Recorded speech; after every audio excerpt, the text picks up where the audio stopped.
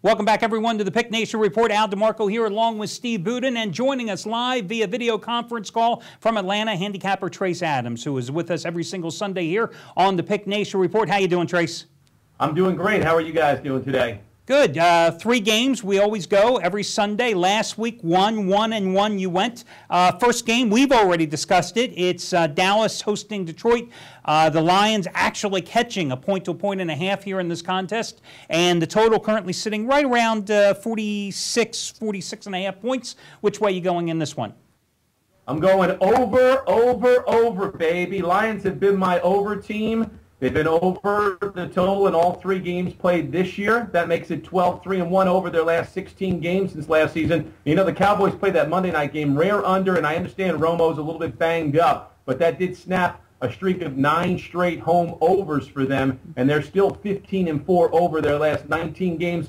Heck, if the Lions can hold Kansas City to 3 points in that game a couple weeks back and take it over by themselves, I like this game over the posted total once again in Big D. I certainly can see his point there. And when you consider, like I alluded to earlier in the show, you know, the Detroit defense didn't show up in the first half against Minnesota, falling down 20-0. So Cowboys certainly playing with little confidence. And they've shown, even with all the injuries and all the personnel changes, they've been able to put points on the board through the first 3 weeks. Well, the injuries have hurt them, but they're going to have to start converting in the red zone if they're going to want to win this game and cover this over total.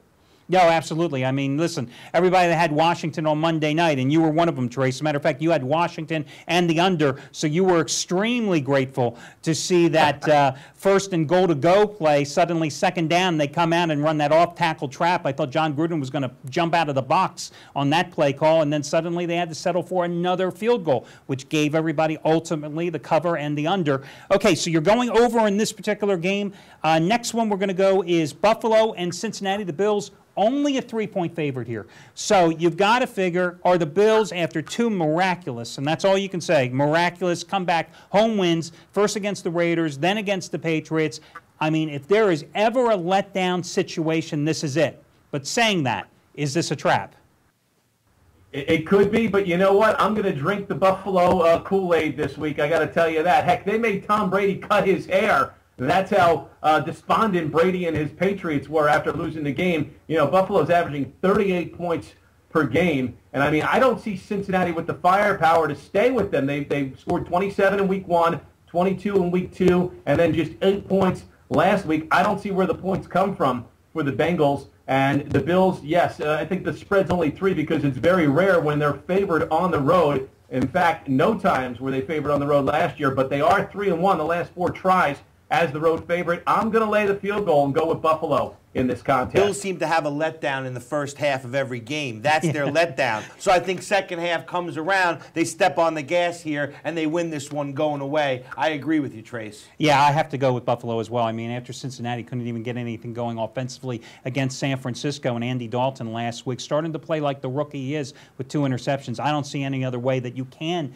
possibly play this game. By the way, Tom Brady, I mean, I feel bad for him. You know, Patriots up 21-0. You throw 4 interceptions, and then you go home to your supermodel wife. Yeah, I feel bad for him. Whenever I feel bad, I just take a look at his wife. I don't feel bad for him anymore. I mean, it's a tough life for Tom. Yeah. Hey, anyway, before we go to your final game, which is going to be Miami-San Diego, and God knows why you chose that game. That's all I got to say.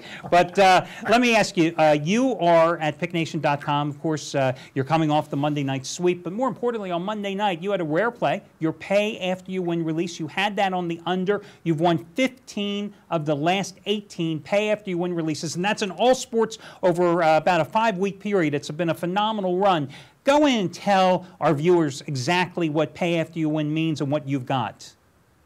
Well, yeah, you're right. It's been a very good run with the pay after you win releases, and I'm going to keep it up, that's for sure. Bottom line, pay after you win selection must win or you are not charged. It's simple as that, and like you said, 15 of the last 18 have cashed, and I've got another play going this Sunday, a game-winning side, as a matter of fact. Usually I'm giving out totals, but I've got a game-winning side now for the Sunday card that must cash or you will not be charged for it. It's just that simple. And Steve, I think at this point we ought to just remind people that, you know, they've run into other TV shows in the past, shall we say, where guys, hey, I've got this, and it's absolutely free, or it's pay after you win. And then you got to go and you got to call their 800 salesperson, and then this guy with a thick New York accent with the name of Vito, he wants your credit card, your wife's credit card, your work address. Right. You know, picknation.com, 100% 100% online business. What you see is what you get. So when you go on the Trace's site, you buy that play, and nothing is charged. If it wins, it wins. If it doesn't, that's it. Nothing is charged. That's it at picknation.com. And 15 out of 18, I mean, those are real numbers. That's unbelievable. I mean, it's not just the customers are making money,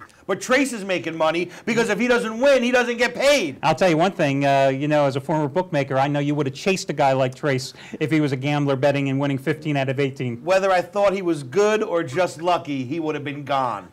Okay, last game, Miami and San Diego. Well, the Chargers have certainly been consistent. They suck early in the season. That's about the only nice thing I can say. Yep. You know, during Norv Turner's tenure, they are now a miserable 4-10-1 against the spread in the first 3 games of the season. Last week, you know, laying 14.5 points at home against a miserable Kansas City team. They dominated the stat board in the first half, only had a 10-0 lead. Philip Rivers throws 2 costly interceptions that thwarts drives. They barely win the game 2017. You've got a Miami team that lost in the final minute at Cleveland. Tony Sparano 0-3. Tony Sparano probably looking at the door here very shortly.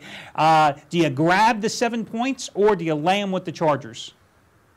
I grab the points, and that's exactly why I'm grabbing the points, because Miami has a bye next week. This could be it for Tony Sparano. You're absolutely right, Al. If they don't win this game or at least come close in this game, I think he's going to be out the door after the bye week. And the bottom line is he's actually done a pretty good job covering on the road with this team. They're 15-5 against the spread as a road underdog since 2008. And as you said, San Diego hasn't covered anything this year. The Norv Turner curse, or whatever you want to call it, just continues here as Miami stays inside this number. Go with the Dolphins plus the points. I'll tell you what, you know, the Chargers, obviously, they missed Darren Sproles, who left them and went to New Orleans, I think, via free agent route.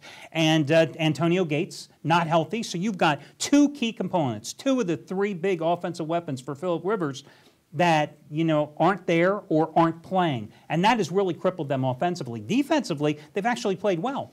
This is a game that opened up San Diego 9 and moved down to 7. So obviously when this game opened, bettors jumped on Miami knowing they were a road warrior. Now the action has subsided. You know, it's evened out on both sides, and they're stuck at 7. Probably the right number in this game. It'll be interesting to see what happens. If I had a gun to my head, I'd probably take the 7 points. I probably would pass on the gun in the game. So anyway, yeah, it's a horrible game. It's a who cares game of the week. Although there are a couple of candidates for that honor this week. Hey, also imagine if you had $1 for every time a gambler said, if I had a gun to my head. Yeah, exactly. Then you wouldn't need to bet at all. You have plenty of money. And yet the irony here is that every single game is a 50-50 proposition. So, I mean, you could still flip the coin and say, yeah, I'll take the Dolphins. What the hell? There's always a gun to your head. And listen, you know, Trace, last week, you know, the underdogs went 10-5-1 against the spread, and there are 7 games over 500 for the season. But the one thing that you can book is that this is all cyclical. I mean, last year we had like a 5-6 week run where the dogs were barking constantly, and then all of a sudden the favorites came roaring back. It always changes. It's cyclical. And that only matters if you bet the whole card. And if you bet the whole card, you can't win anyway. At the end of the day, find your one game that jumps out at you. If it happens to be an underdog, if it happens to be a favorite, so be it.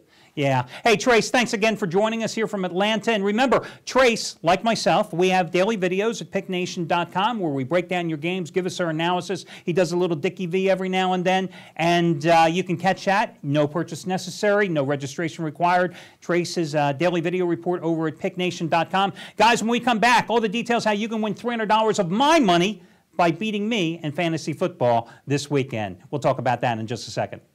If you like money and fantasy football, you're going to love this free offer to make money with DraftStreet.com. In fact, you've got a chance to win my money because I'm running a $300 league today where the top 7 finish in the money. Hi guys, Al DeMarco here, and today you'll be competing against my team and amongst yourselves to win my money. Fantasy sports have changed over the years, making them more lucrative. No more waiting to get paid at the end of the season. With DraftStreet.com, you get instant gratification. Here's the deal. Go to DraftStreet.com right now. Enter this code, DeMarco, my last name. That's going to get you access to my league today. Entry costs absolutely nothing. It's free to play for a shot at winning my money. You have a $100,000 salary cap to draft your team. You've got until the 1 p.m. Eastern Time kickoffs to set your roster, and the winners will be determined when the Monday night game is over. Remember, the top 7 finish in the money with my $300 at stake. Go to DraftStreet.com, use the passcode DeMarco, build your team now.